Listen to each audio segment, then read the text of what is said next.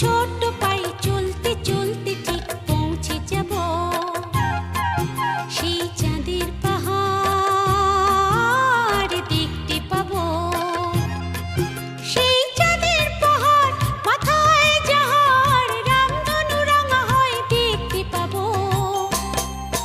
ঠিক পৌঁছে যাব এই ছোট্ট ছোট্ট পাই চলতে চলতে ঠিক পৌঁছে যাব।